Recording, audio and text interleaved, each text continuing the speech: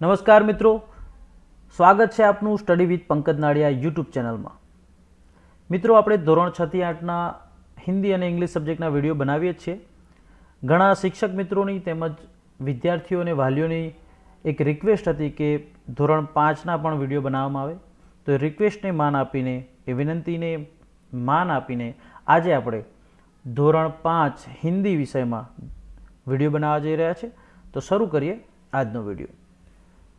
મિત્રો, આપણે જ્યારે હિન્દી ભણતા હોઈએ ત્યારે જો કોઈ પણ ભાષા ભણતા હોઈએ તો એ ભાષાને મજબૂત પકડ આવે, સારી રીતે શીખી શકીએ, તે માટે આપણે તે ભાષાને વધારે ને વધારે બોલવી જોઈએ અને શક્ય હોય ત્યાં સુધી આપણે તે ભાષાના માધ્યમથી શીખવાનો પ્રયત્ન કરવો જોઈએ। એ રીતે શીખવાથી આપણે તે ભાષા પરનું પ્રભુત્વ સારી રીતે કેળવી શકીએ છીએ। તો આપણે પણ ભલે આપણે ધોરણ 5માં ભણતા હોઈએ છતાં પણ આપણે પ્રયત્ન કરીશું કે આપણે વધુ ને વધુ હિન્દી બોલીએ અને હિન્દી બોલીને જ હિન્દી શીખવાનો પ્રયત્ન કરીશું, તો તેનાથી હિન્દી सारी रीते आपने आवड़ी जैसे। तो कक्षा 5 प्रथम इकाई जिसका शीर्षक है यातायात, यह एक चित्रपाठ है। मित्रों, આપણે ક્યાંક અઘરો શબ્દ જણાશે તો ગુજરાતી શબ્દનો પણ પ્રયોગ કરીશું, પણ શક્ય હશે ત્યાં સુધી આપણે તેને હિન્દી ભાષામાં શીખીશું। ઓકે, આશા છે કે આપને આ રીત સરળ રીતે समझाશે। तो विद्यार्थी मित्रों, यहाँ पर हमें एक चित्र दिया हुआ है।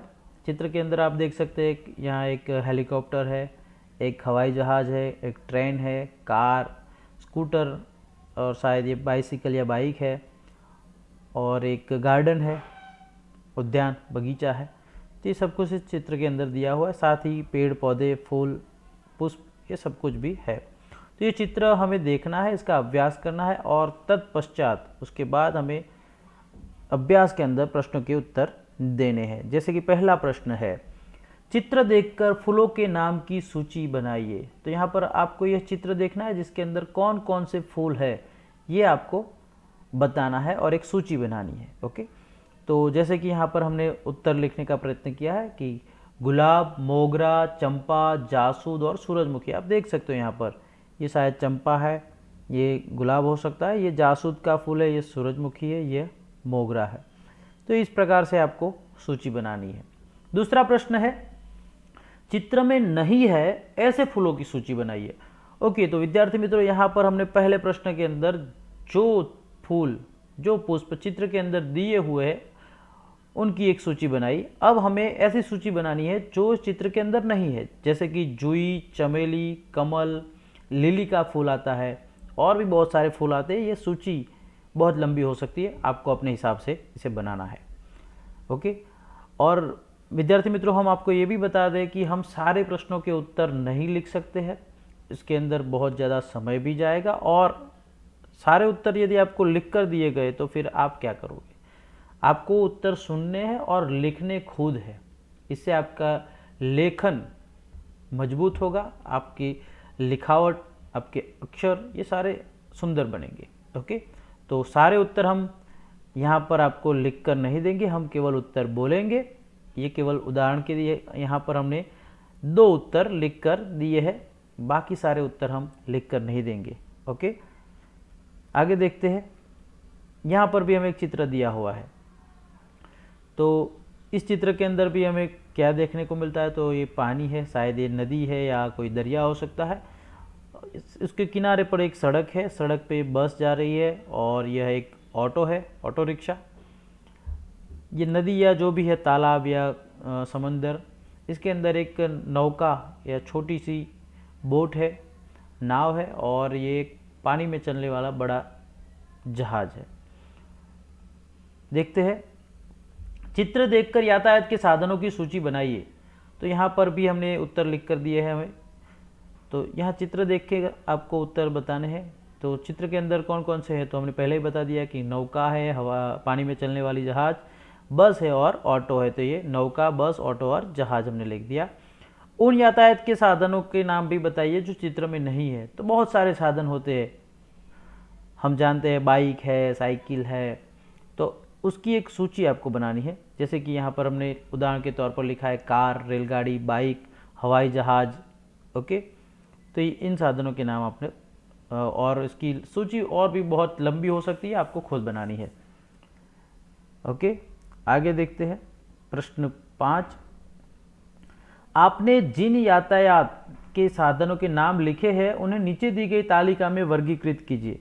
ओके, तो हमने जो यहाँ पर साधनों के नाम लिखे हैं, यातायात के साधनों के नाम जो लिखे हैं, उन्हें हमें इस तालिका में, तालिका यानी यहाँ पर एक कोष्टक दिया हुआ है, इसके अंदर हमें वर्गीकृत करना है यानी कि विभाजित करना है। तो 2 पहियों वाले साधन जो होंगे उसका नाम यहाँ पर लिखेंगे हम, जैसे कि यहाँ कुछ लिखे हैं साइकिल और बाइक। उसके बाद है 3 पहियों वाले जिसके अंदर 3 पहिए होते हैं, तो पैडल रिक्शा आता है, ऑटो रिक्शा आता है, तो ये 3 पहियों वाले हैं। इसके बाद है 4 पहियों वाले, तो कार आएगी, बस, जो ट्रक होता है जिसे लॉरी भी कहते हैं तो वो आ सकता है, 4 पहियों वाला हो, बड़ा हो तो फिर 4 से अधिक पहियों वालों में लॉरी या बड़ा ट्रक, रेलगाड़ी, बड़ी गाड़ियाँ और कंटेनर, ट्रेलर, ये सब कुछ आता है। 4 पहियों वाले में एक और भी आप जोड़ सकते हो, जैसे कि ट्रैक्टर है, वो 4 पहियों वाला है, तो ये आप उसमें जोड़ सकते हो। ओके, अब आगे है तालिका 2। तो सड़क पर चलने वाले यातायात के साधन, हवा में उड़ने वाले यातायात के साधन और पानी में चलने वाले यातायात के साधनों के बारे में यहाँ पर हमें सूची बनानी है। तो सड़क पर चलने वाले यातायात के साधन के बारे में लिखना है यहाँ पर कौन कौन से है, उसकी एक सूची। तो साइकिल है, bike, pedal rickshaw, auto rickshaw, car, bus, lorry, और ये सूची बहुत लंबी हो सकती है और अलग अलग बहुत सारे 2 व्हीलर्स होते हैं, यानी कि 2 पहियों वाले, 3 पहियों वाले। ओके, तो ये सारे साधनों के नाम आपको लिखने हैं। जैसे कि बाइक, तो बाइक के अंदर भी छोटी बाइक आती है, इलेक्ट्रिक बाइक आती है, एक्टिवा जैसा स्कूटर आता है, ये सब कुछ और भी आप इसके अंदर जोड़ सकते हो। हवा में उड़ने वाले यातायात के साधनों के अंदर हेलीकॉप्टर, हवाई जहाज़, ये आप लिख सकते हो। और पानी में चलने वाले यातायात के साधन में नौका आएगा, पानी में चलने वाली बड़ी जहाज़, मोटर बोट, स्टीमर, तो ये सब कुछ आएगा। आगे देखते हैं प्रश्न नंबर 6। नीचे दिए गए टिकट का चित्र देखकर प्रश्नों के उत्तर दीजिए। तो यहाँ पर मित्रों हमें 2 टिकट दिए हुए हैं, पहला रेल का, ट्रेन का टिकट है और दूसरा है जो हमारा GSRTC यानी कि जो गुजरात सरकार द्वारा चलाई जाती है बस, उसका टिकट है। आप देख सकते हो, आपने यदि मुसाफरी की होगी तो आपको पता होगा कि ऐसे टिकट हमें दिए जाते हैं। तो दोनों चित्र आप देख सकते हो। अब नीचे कुछ प्रश्न दिए हैं, उनके उत्तर आपको लिखने हैं। यह क्या है, सबसे पहला प्रश्न, यह क्या है? तो ये अब यह पूछा है लेकिन ये 2 है, तो यह का बहुवचन होगा ये, तो ये टिकट है, टिकट का बहुवचन, या ये टिकट है ऐसा नहीं कर सकते हम। यह क्या है, तो ये टिकट है, या ये, ओके ओके। और दूसरा प्रश्न, बस का टिकट कहाँ से कहाँ तक का है? तो ये आपको पढ़ना पड़ेगा, इस टिकट का आपको अभ्यास करना पड़ेगा। तो ये लिखा है हड़द से लेके चिलोड़ा तक, हड़द से चिलोड़ा तक। तो यहाँ आपको लिखना है बस का टिकट हड़द से चिलोड़ा तक का है। तीसरा प्रश्न, रेलवे का टिकट कहाँ से कहाँ तक का है? ये देखिए, मुंबई सेंट्रल से अहमदाबाद जंक्शन, तो रेलवे का टिकट मुंबई सेंट्रल से अहमदाबाद जंक्शन तक का है। चौथा प्रश्न, बस के टिकट में किराया कितना लिखा है? तो ये आप देख सकते हो, बस के टिकट में किराया यहाँ पर लिखा है 91 रुपीज़, 91 रुपये। तो बस के टिकट में 91 रुपये किराया लिखा है। उसके बाद रेलवे का टिकट पढ़कर किराया बताइए। तो रेलवे का टिकट पढ़कर आपको किराया बताना है। तो रेलवे का किराया भी लिखा होगा, ये रहा 204 रुपये, तो ये आपको लिखना है। तो रेलवे का टिकट 204 रुपये है, ऐसा आपको लिखना है। छठा प्रश्न, रेलवे टिकट का दिनांक बताइए, दिनांक यानी तारीख। तो रेलवे टिकट का दिनांक कौन सा है? तो यहाँ पर लिखा हुआ है 11 नवंबर 2011। तो 11 नवंबर 2011 का ये टिकट है, तो यहाँ पर आपको लिखना है रेलवे टिकट का दिनांक 11 नवंबर 2011 है। बस और रेल के अलावा कहाँ कहाँ टिकट लगाया जाता है, या बस और रेल के अलावा कहाँ कहाँ टिकट लगता है? तो बहुत जगह टिकट लगता है कि बस और रेल के अलावा यदि आप हवाई जहाज़ में, एरोप्लेन में मुसाफरी या ट्रैवलिंग करेंगे तो वहाँ पर भी आपको टिकट लेना पड़ेगा।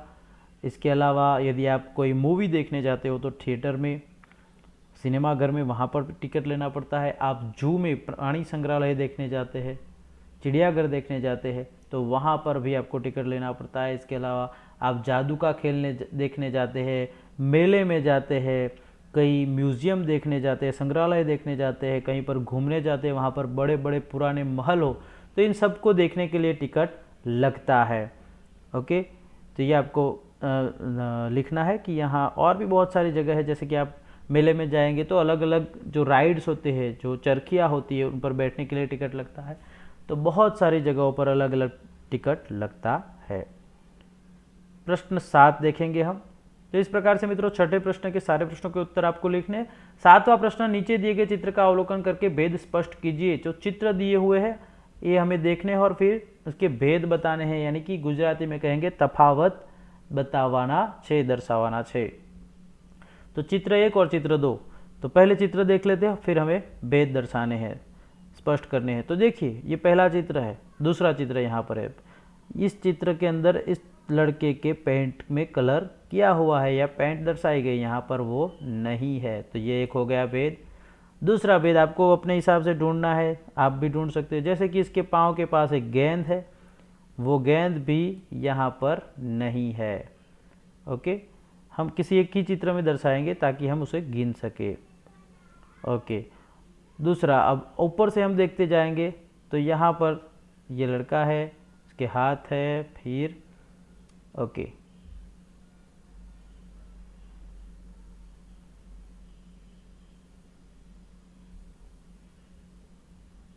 यहाँ हम देखेंगे तो ये देखिए इस चित्र में यहाँ पर ये जो फूल है ऊपर है, यहाँ कुछ घास भी दी हुई है और इस जगह अलग से कुछ और है।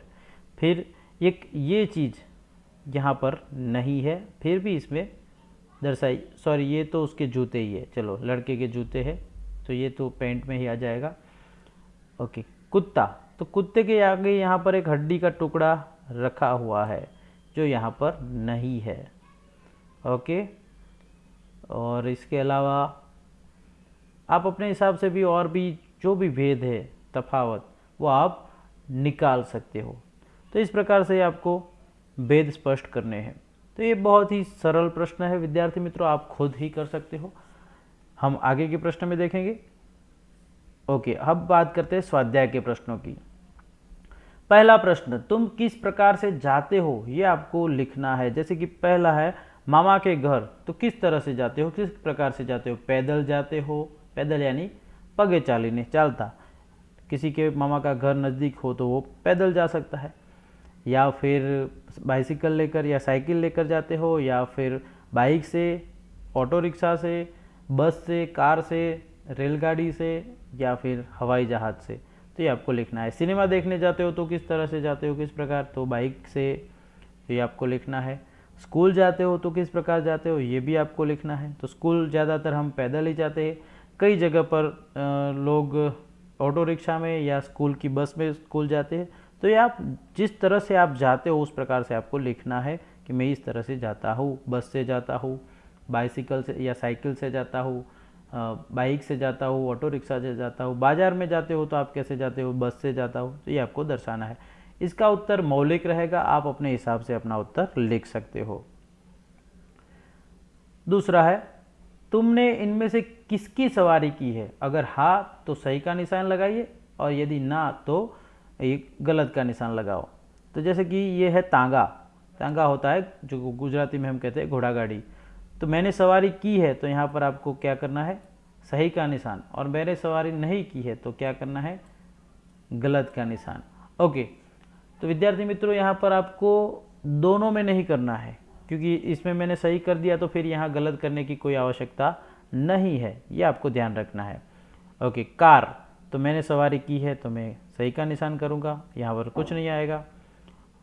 ऊँट, ऊँट की सवारी मैंने नहीं की है तो यहाँ पर मैं गलत का निशान बनाऊँगा, और यदि आपने की है तो आप सही का निशान बनाइए। ओके, उसके बाद है बैलगाड़ी, बैलगाड़ी की सवारी मैंने की है तो मैं सही का निशान बनाऊँगा। और ट्रेन, रेलगाड़ी, उसकी सवारी भी मैंने की है तो उसमें भी मैं सही का निशान बनाऊँगा। आपको अपने हिसाब से उत्तर लिखना है। आगे देखते हैं। पढ़िए और समझिए और सही का निशान लगाइए।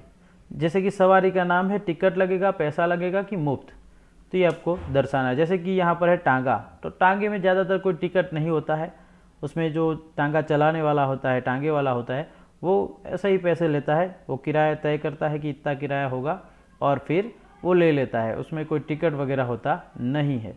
तो इसमें कुछ नहीं करना है, पैसा लगेगा, हाँ मुफ्त में नहीं ले जाएगा, वो पैसा लेगा। तो यहाँ पर हमें सही का निशान करना है, बाकी दोनों जो ये जगह है उसे हमें खाली छोड़ना है। उसके बाद एक कार, तो कार में भी ज़्यादातर कोई टिकट नहीं होता है, पैसा ही लगता है, तो वहाँ पर भी हम सही का निशान करेंगे। मुफ्त में कोई नहीं ले जा सकता। यदि आपकी खुद की कार है तो आप मुफ्त में जाएंगे, तो यहाँ पर सही का निशान बनाएंगे। ऊँट, ऊँट पर बैठने के लिए भी पैसे लगते हैं, ऐसे ही कोई नहीं बिठाता। यदि आपका खुद का ऊँट है तो आप मुफ्त में जाएंगे, लेकिन उसमें भी टिकट नहीं लगता है। और उसके बाद है बैलगाड़ी, तो बैलगाड़ी ज़्यादातर यातायात के लिए उपयोग में नहीं ली जाती, ये गांव में उपयोग किया जाता है इसका, और ज़्यादातर बैलगाड़ी में हमें मुफ्त में ही बिठाया जाता है, तो आप यहाँ पर सही का निशान लगा सकते हो। ट्रेन, तो ट्रेन में हमें टिकट खरीदना पड़ेगा, बिना ट्रेन टिकट के हम मुसाफरी या सवारी उसकी नहीं कर सकते। ओके, तो इस तरह से आपको लिखना है। यहाँ सुंदर फूल दिए हैं, जैसे कि कमल है, ये शायद मोगरा है, और ये जासूद, और यह गुलाब। आगे देखते हैं। ओके विद्यार्थी मित्रों, यहाँ पर चित्र के आधार पर हमें कहानी लिखनी है, और बड़ी ही सुंदर प्यारी सी एक कहानी है। देखते हैं कहानी क्या है। पहले चित्र देख लेंगे, तो ये पहला चित्र, ये दूसरा है, यह तीसरा, चौथा, पांचवा और छठा चित्र। तो अब हम इसकी कहानी समझेंगे और लिखने का प्रयत्न आपको करना है। तो बड़े समय की बात है, एक गांव था, गांव में एक चरवाहा रहता था। चरवाहा यानी गुजराती में આપણે कहिए गोवाड़, जो भेड़ बकरियां चराने जाता है। तो एक चरवाहा रहता था, वो हर रोज़ अपने भेड़ बकरियों को लेकर जंगल में उन्हें चराने के लिए ले जाता था। वो बड़ा ही शैतान था, शरारती बच्चा था। तो वो जंगल में जाता और भेड़ बकरियां चराता, और फिर एक दिन उसे शरारत सूझी, तो उसने क्या किया, जोर से चिल्लाने लगा, बाघ आया बचाओ, मेरी भेड़ को खा जाएगा, मेरी बकरियों को खा जाएगा, बचाओ। इस तरह से वो चिल्ला रहा है, देखो यहाँ चित्र में भी दिख रहा है। तो वो चिल्लाने लगा कि बाघ आया बचाओ, मेरे बकरियों को खा जाएगा। तो उसकी पुकार सुनकर गांव से बहुत सारे लोग हथियार लेकर, कोई फावड़ा लेकर, कोई कुल्हाड़ी लेकर वहाँ पर दौड़कर आया उसे बचाने के लिए। और वहाँ आकर देखा तो कोई बाघ आया नहीं था, और वह लड़का कहने लगा कि मैं तो यूं ही मजाक कर रहा था। तो गांव वालों को बहुत बुरा लगा, उन्होंने कहा कि भाई हम सारा काम छोड़कर तुम्हारी मदद के लिए आए और तुम मजाक कर रहे हो, इस तरह का कभी मजाक नहीं करना चाहिए, इससे कभी तुम्हें भी खुद भी नुकसान भुगतना पड़ सकता है। लेकिन शरारती बच्चा हंसने लगा और कहने लगा कि जाओ जाओ अपना काम करो, मुझे कोई नुकसान नहीं होगा। कुछ दिनों की बात है, एक दिन ऐसे ही सही में बाघ आ जाता है, और बाघ को देखकर चरवाहा घबरा जाता है और ज़ोर ज़ोर से चिल्लाने लगता है कि बचाओ बचाओ, बाघ आया बचाओ, मेरी बकरियों को खा जाएगा। लेकिन गांव वाले उसकी पुकार सुनते हैं, लेकिन गांव वाले सोचते हैं कि यह तो शरारती लड़का है, इस तरह से हर वक्त चिल्लाकर हमें बुलाकर बेवकूफ़ बनाता है और शरारत करता रहता है, यह भी उसकी कोई शरारत होगी। और उसकी पुकार सुनकर भी कोई उसे बचाने नहीं आता है। चरवाहा भागकर एक पेड़ पर चढ़ जाता है, तो वो तो बच जाता है, लेकिन बाघ उसकी बकरियों को मार देता है। तो इस तरह से चरवाहा की शरारत की वजह से कोई उसकी मदद करने नहीं आता है। तो विद्यार्थी मित्रों, हमें इस कहानी से ये सीख लेनी चाहिए कि हमें किसी को अपनी शरारत से परेशान नहीं करना चाहिए, वरना हम की हुई शरारत, खुद की हुई शरारत कई बार हमारे नुकसान की वजह भी बन सकती है। तो इस तरह से आपको कहानी लिखनी है। आगे प्रश्न छठा देखते हैं। मातृभाषा में अनुवाद कीजिए। मित्रों, मातृभाषा यानी क्या? मातृभाषा यानी हमारी जो घर में बोली जाने वाली भाषा है, जो हम अपनी माता से सीखते हैं, उस भाषा को हम मातृभाषा कहते हैं। तो हमारी मातृभाषा गुजराती है, तो आपको मातृभाषा में यार अनुवाद करना है। ज़्यादातर हमारे गुजरात में रहने वाले लोगों की मातृभाषा गुजराती ही मानी जाएगी। तो पहला है, कमल हमारा राष्ट्रीय फूल है। तो इसका उत्तर आपको लिखना है कि कमल આપણું राष्ट्रीय फूल छे। मधुमक्खियाँ फूल पर बैठती है, मधुमाखियों फूल पर बैसे छे। मुझे बैलगाड़ी में बैठना पसंद है। મને બળદગાડીમાં બેસવું અથવા તો બળદગાડામાં બેસવું ગમે છે।